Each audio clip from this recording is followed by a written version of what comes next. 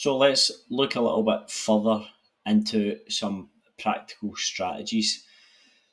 So this is, what can we do when things don't go to plan?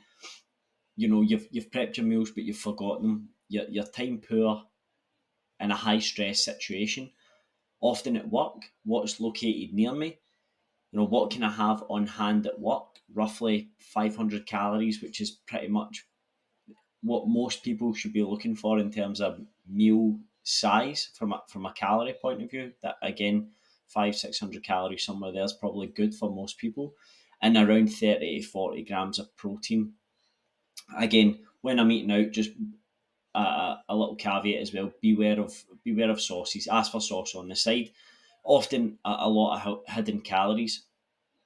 Now, this list here, A through to I could do this A through to Z and probably then some. There's probably a ton of things that I've left off of this, but it's just to give you an idea about the kind of preparation and almost just the thought process in order that I'm prepared.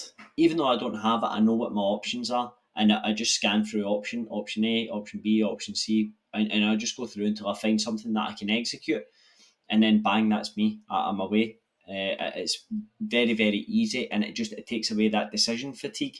And actually, when you make things simpler on yourself and requires less brain power, you just do it because it's easy. And like I keep saying, we're innately lazy creatures. So if we tap into that and work with it rather than work against it, then we should find a relative degree of success.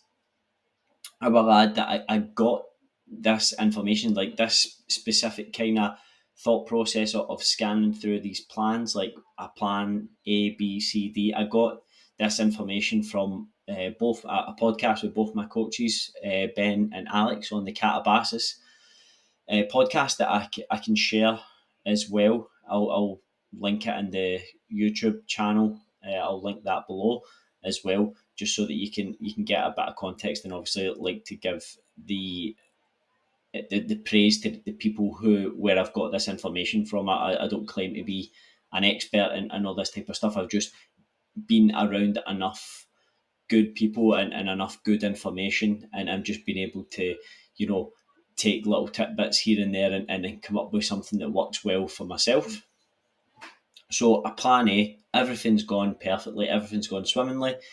A meal prepped, balanced meal, aligned with your goals, macro and micronutrients ticked off. Happy days.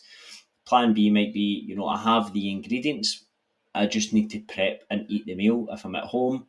A little bit more labour intensive, of course, but again, pretty easy to do, especially if I'm at home and I have the time. Plan C, a frozen ready meal.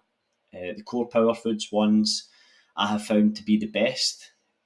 If I was living in Perth, there's a few really, really good meal prep companies that I would personally be using, just for the return on investment in terms of where I could spend my time more usefully, uh, for how much those meals cost. I would definitely be utilising them. So Diesel Espresso Bar do some really, really great meals, and Healthy Power Foods in Korean at the Korean shopping centre. Again, really, really good meals that you can get there as well. So if you're in Perth, definitely look up either of those in terms of some easy options.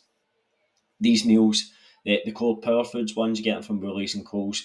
I think when they're on special, they're about £7.50.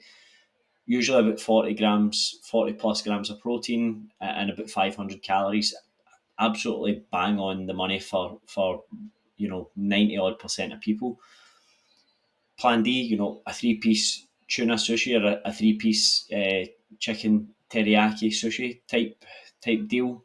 Again, roughly about the same, 500 calories with 30 grams of protein. Plan E, a banana, an apple, some berries, and a protein shake. Plan F, 2 muesli bars and a protein shake. 3 YoPro yogurts and some blueberries. Very simple stuff. A 6-inch Subway double meat, chicken, turkey, or ham kind of thing. And if it was at the pub, I would get a steak with salad and veg. and because you know you're going to have some oils and stuff like that in there, then probably dressings on the salad. So just leave the carbs out. Not that there's anything bad with the carbs, but it's just one thing that I don't have to worry about. And it was the same kind of strategy that I implemented when I worked up north and I worked FIFO as well. That if I was looking to control calories, I'm not going to start measuring the food that comes out the bain marie. So I would just go, okay, I'm going to have one meal a day where I'm either reducing carbohydrates or I'll remove the carbohydrates. So, at dinner, I would just say remove the carbohydrates from that meal. And then that just allows me to be in a calorie deficit. That's all it is. It's nothing to do with carbohydrates. It's nothing to do with carbohydrates before bed. It's simply just an easy strategy. Just remove something from one meal. Takes away any kind of decision fatigue. It's a simple strategy to implement and then review weekly how the implementation of that strategy has had an effect on your progress.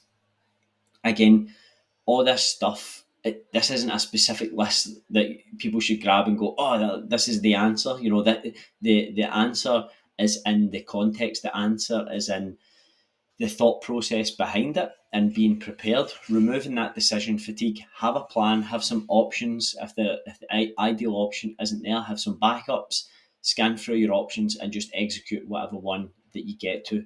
Really, really simple stuff, and this will have a massive impact on your overall success.